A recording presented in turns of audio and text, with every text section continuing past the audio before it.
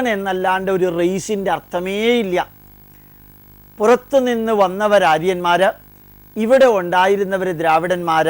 അങ്ങനെ ആയിരുന്നു എങ്കിൽ ഒരു 3 വാക്കുകൾ ഞാൻ പറയാം. ശ്രീരാമനെ സീത വിളിച്ചിരുന്നത് ആര്യപുത്ര എന്നാണ്. ശ്രീരാമൻ ആര്യനാണെങ്കിൽ ആര്യപുത്ര എന്ന് വിളിച്ചിരുന്നു. അതേ സമയത്ത് കിഷ്കിന്ധ, അവിടെ ബാലി ഉണ്ടായിരുന്നു. ബാലിയെ ദ്രാവിഡന്മാരുടെ പ്രതീകമായിട്ടാണ് കാണാറുള്ളത്. ബാലിയുടെ ഭാര്യ താര വിളിച്ചിരുന്നതും ആര്യപുത്ര എന്നാണ്. ലങ്കയിൽ രാവണനെ മണ്ഡോദരി വിളിച്ചിരുന്നതായിട്ട് രാമായണത്തിൽ നമുക്ക് കാണാൻ സാധിക്കും. ആര്യപുത്ര എന്ന് തന്നെയാണ്. അപ്പോൾ വടക്കേ അറ്റം ഈ തമിഴ്നാടിൻ്റെ കേരളത്തിൻ്റെ ഭാഗമായ ബാലി ഭരിച്ചിരുന്ന കിഷ്കിന്ധ, അതിനേക്കാൾ താഴെയുള്ള ലങ്കയിൽ എല്ലാവരും അവരവരുടെ ഭർത്താക്കന്മാരെ വിളിച്ചിരുന്നത് ആര്യപുത്ര എന്നാണ്. അപ്പം കൃണ്വന്തോ വിശ്വമാര്യം എന്ന വാക്കിൻ്റെ അർത്ഥം ശ്രേഷ്ഠന്മാർ ഉള്ള ഒരു ലോകമാക്കി നമുക്ക് മാറ്റാം. ആ ശ്രേഷ്ഠന്മാർ ഉള്ളവരെയാണ് ആര്യാവർത്തം, ആര്യപുത്രൻ, ആര്യമതം, ഇതെല്ലാം ശ്രേഷ്ഠന്മാർ, പണ്ഡിതന്മാർ എന്നുള്ളതാണ്. അതിനെ റേസാക്കി മാറ്റി സ്വിറ്റ്സർലൻഡിലെ ഒരു കുളത്തിൻ്റെ കടവിൽ നിന്നിങ്ങോട്ട് വന്നു, നോർത്ത് ഈസ്റ്റിൽ നിന്ന് വന്നു, അല്ലെങ്കിൽ അലാസ്കയിൽ നിന്ന് വന്നു, അതല്ലെങ്കിൽ ആർട്ടിക് ഓഷ്യനിൽ നിന്ന് വന്നു എന്നുള്ള തിയറിയെല്ലാം തെറ്റാണ് എന്ന് മാക്സ് മുള്ളർ തന്നെ ഈ ഭാരതത്തിൻ്റെ പൈതൃകത്തെക്കുറിച്ച് അഗാധമായി പഠിച്ച് 47 പുസ്തകങ്ങൾ, ദ ബുക്സ് ഓഫ് ദി ഓറിയൻ്റൽസ് അദ്ദേഹം എഴുതി.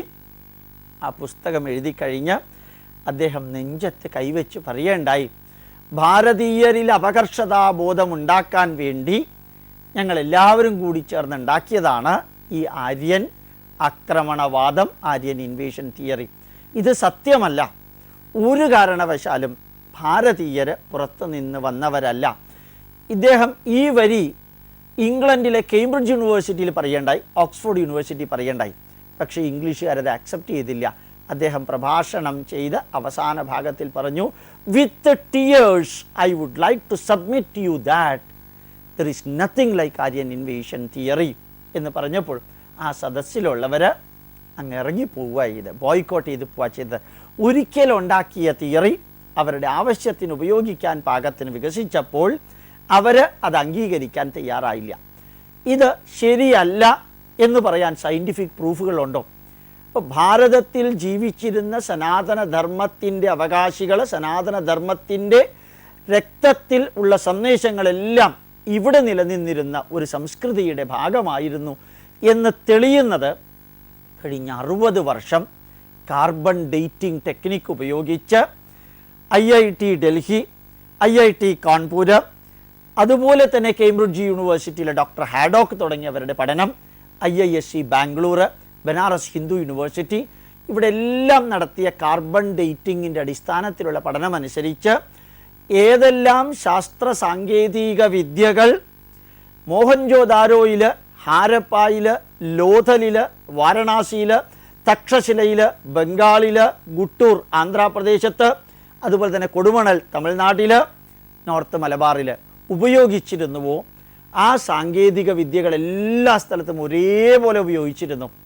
ലോഹ നിർമ്മാണമാണെങ്കിലും, കളിമൺ പാത്ര നിർമ്മാണമാണെങ്കിലും, അതുപോലെ ബീഡ്സിൻ്റെ നിർമ്മാണം, ആയുധങ്ങളുടെ നിർമ്മാണം, ഇതെല്ലാം ഒരേ സാങ്കേതിക വിദ്യ ഉപയോഗിച്ച് നിർമ്മിച്ചിരുന്നു എങ്കിൽ ആര്യന്മാർ എവിടെ നിന്ന് വന്നു, എങ്ങോട്ട് വ്യാപിച്ചു, എപ്പോൾ വ്യാപിച്ചു, ഈ തിയറി മുഴുവനും അർത്ഥശങ്കക്കിടമില്ലാത്ത വിധത്തിൽ വൈപ്പ് ഔട്ട് ചെയ്യപ്പെടുന്നു, നിരാകരിക്കപ്പെടുന്നു. ഇത് ഈ ഭാരതീയ ആത്മീയത എന്ന വിഷയത്തിൽ പ്രഭാഷണം നടത്തുമ്പോൾ പറയേണ്ട ആവശ്യം എന്തായിരുന്നു?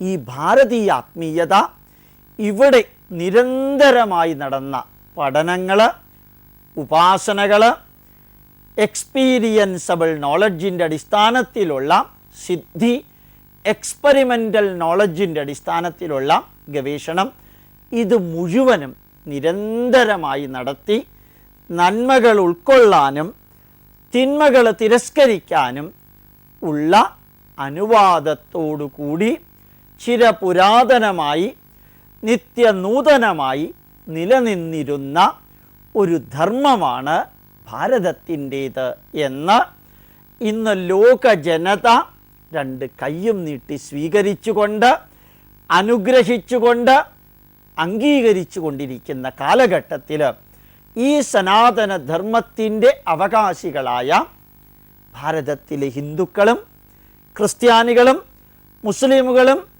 ഇടതുപക്ഷവും വലതുപക്ഷവും മധ്യപക്ഷവും നിരീശ്വരവാദിയും മുക്തിവാദിയും പുരോഗമനവാദിയും അവരെല്ലാം ഇത് പഠിക്കണം. സ്വീകരിക്കാൻ വേണ്ടി പഠിക്കണ്ട, തിരസ്കരിക്കാൻ വേണ്ടി ആണെങ്കിൽ അങ്ങനെ, നിഷേധിക്കാൻ വേണ്ടിയാണെങ്കിൽ അങ്ങനെ, സ്വീകരിക്കാൻ വേണ്ടിയാണെങ്കിൽ അപ്രകാരം ചെയ്യാനായിട്ട് പഠിച്ച് വിശകലനം ചെയ്ത് അറിഞ്ഞ് അതിലെ യുക്തിയും ബുദ്ധിയും ശാസ്ത്രവും ഭൗതികവുമായ സന്ദേശങ്ങൾ നമ്മുടെ ജീവിതത്തിൽ പഠിക്കാൻ അടുത്ത തലമുറകൾക്ക് പറഞ്ഞു കൊടുക്കാൻ നമുക്ക് സാധിക്കുമ്പോഴാണ് നമ്മൾ യഥാർത്ഥ ഭാരതീയനായി തീരുന്നത്. സനാതനധർമ്മത്തെക്കുറിച്ച് ഭാരതീയ ആത്മീയതയെക്കുറിച്ച് അടുത്ത ക്ലാസ്സിൽ വീണ്ടും നമ്മൾ തുടരുന്നുണ്ടാവും. എൻ്റെ വിനീത പ്രണാമം. നമസ്കാരം.